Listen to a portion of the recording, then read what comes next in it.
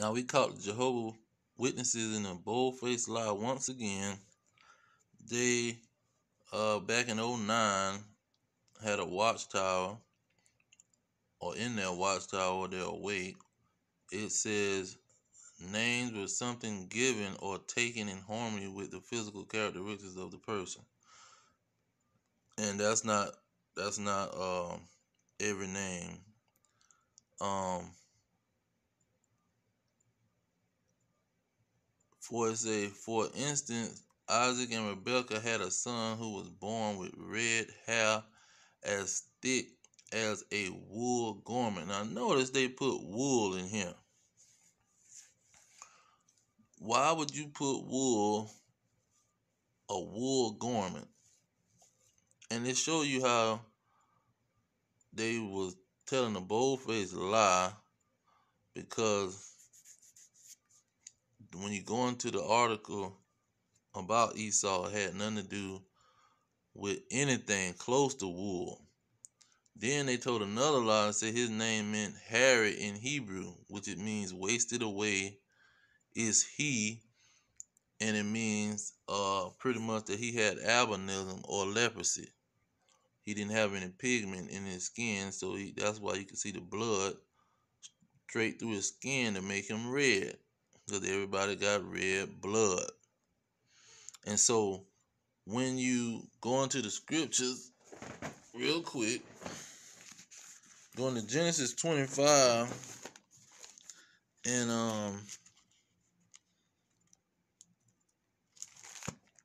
in verse 25, it say, and the first came out red all over like in hairy garment. See, it say hairy garment, not a woolly garment. And it say they called his name Esau. So they want to put that wool in there to try to confuse the people. But look at what it says in verse chapter 27 of Genesis. Genesis 27 verse let's see here. Let's get the whole context of this story.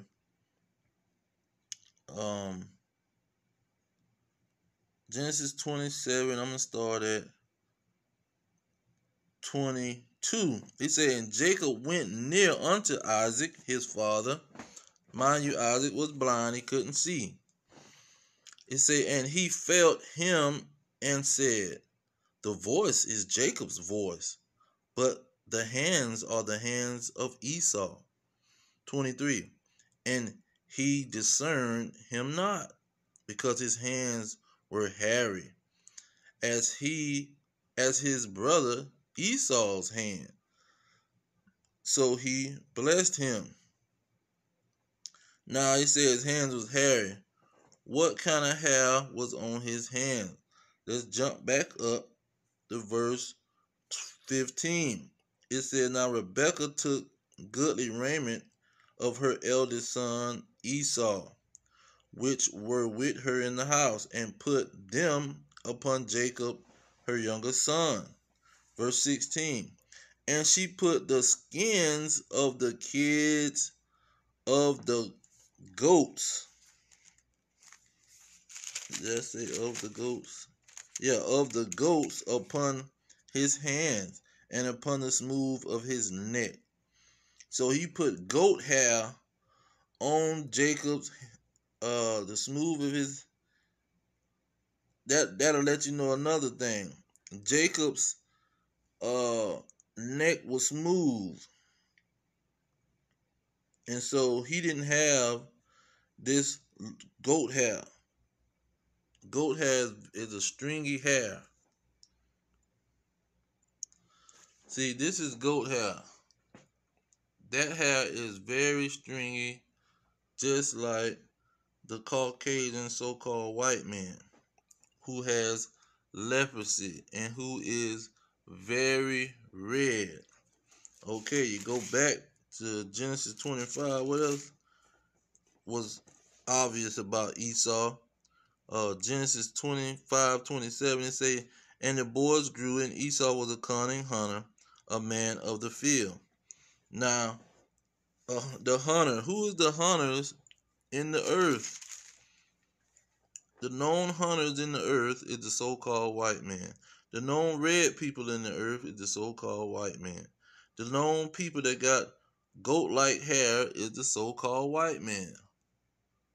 And see, Jeremiah 49:10 say that Esau would try to hide himself. That's why they call themselves white people or white men or Caucasian, European. They use any name, Anglo-Saxon, especially Jehovah Witnesses. Anglo-Saxons, they use any name except their name Esau. And when you go into the jw.org website, the articles is so scattered about Esau, you'll never see an article about Esau in the Watchtower, especially on the cover of the Watchtower, in the whole existence of their organization and their cult. And when you look at uh, Jacob and Esau, they're twin brothers. Esau has a long history he's in all the prophets' books. He's in Isaiah, all through Isaiah, in the second coming, in Isaiah 34 and Isaiah 60. The second coming is about Esau. Then when you got a whole 2 books about Esau, Obadiah and Habakkuk, the whole book the 2 books is about Esau. Then Ezekiel, Esau is all through there. Jeremiah, Lamentations talking about Esau. In chapter 4, verse 20, Esau is all through the Bible, and these people never talk about Esau on the level that they should be talking about Esau, because he's a major character in the story. Jacob is a major character in the story. He's from Genesis to Revelation. Genesis 49 lets you know that the beginning of the situation was not about Adam. The beginning of the situation was about Jacob and his sons. Genesis 49:1 tells you about Jacob and his sons in the last days. They was going to be a major character and a major situation in the last days. And so these Jehovah Witnesses is just some Edomites pretty much who trying to hide the truth because they're cunning. Cunning mean lying. And then when you go into Psalm 52, it tells you that the Edomites they love to lie. Psalm 58, they are born liars. 58:3.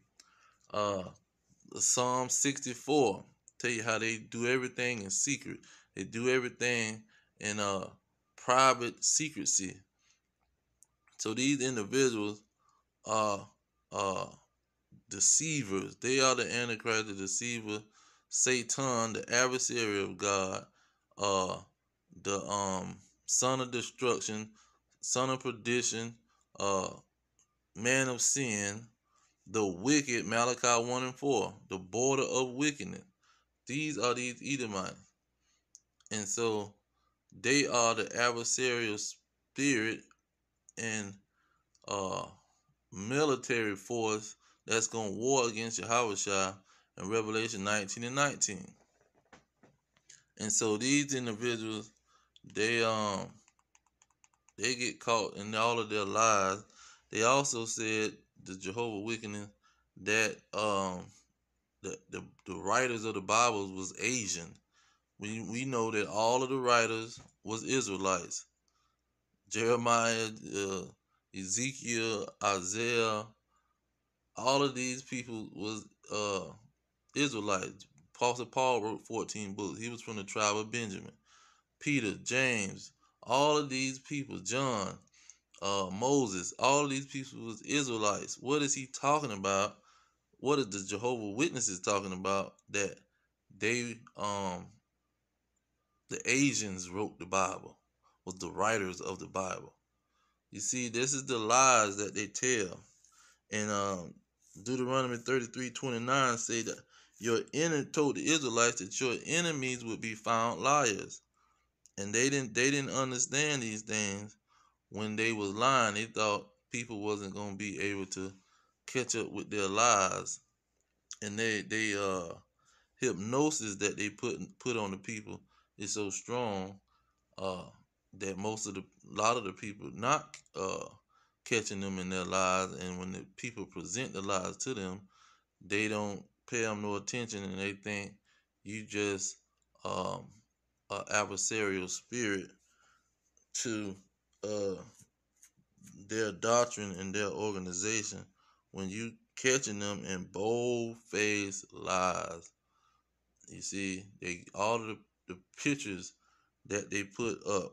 When you look at Job 9:24, it say they was gonna cover the faces of the judges. That's what the Jehovah Witnesses does. They push out these images of all white people when it comes to the Egyptians, when it comes to the Ethiopian, when it comes to anybody in their publication. Everybody is a so-called white man.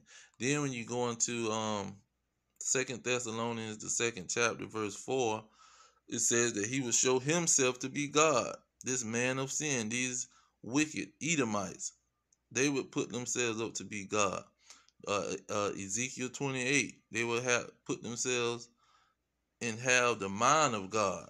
They would want to be God themselves. And so this is what these individuals do, and they all working together. Then Charles Taylor Russell, he writes letters to all the Jews and the top Rothschilds, and give them instructions how to move into the Holy Land and uh, buy up the property, and he promoting them to go back to the homeland. So they're using Christianity to push their agenda of taking their homeland. You see, they playing both of the coin because they know they're Edomites, but these nobody else know it, and they hiding it so they can go take any identity that they want. But the main identity that they wanted to take was the Israelites. And so the Rothschilds, uh, with the Baphomet, what was that? Not Baphomet, but something declaration that they sent from through the British, uh, that the people can go back to the homeland. They was working with the Jehovah Witnesses too, Charles Taze Russell, who was the cult leader, and that's why they changed the name from Russellites, because first it was Russellites, but that was too obvious that they following a man, you see, and so they changed it to different other names, and so this is the pretty much the bold-faced lies that these Jehovah Witnesses push, and now they starting to get caught up in their lies in these last days, because like Luke 12:2, there's nothing that's gonna be hidden that's not gonna be made manifest, and like Jeremiah 49:10, he said he shall make Esau bare. He is not gonna be able to hide himself, meaning he's not gonna be able to hide the lies that he's telling. He's gonna get exposed thoroughly. That's Second Thessalonians, the second chapter. That wicked shall be revealed. See, that wicked goes back to the nation of Edom, the so-called white man in Malachi 1:4, the border of wickedness. So he's exposing these people on a whole nother level.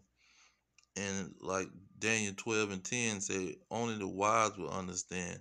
The wicked would not understand. See, the Edomites won't understand, and the wicked Israelites who want to follow these people, they won't understand, because that's what they're that great strong delusion in Second Thessalonians, the second chapter, to for those who don't want to believe the truth but believe a lie. This is going to be the damnation of these people who want to believe a lie and not the truth. So I'm gonna leave it there. All praises to Yahweh, Hashem, Yahweh Shai, Hashem, Kakadash.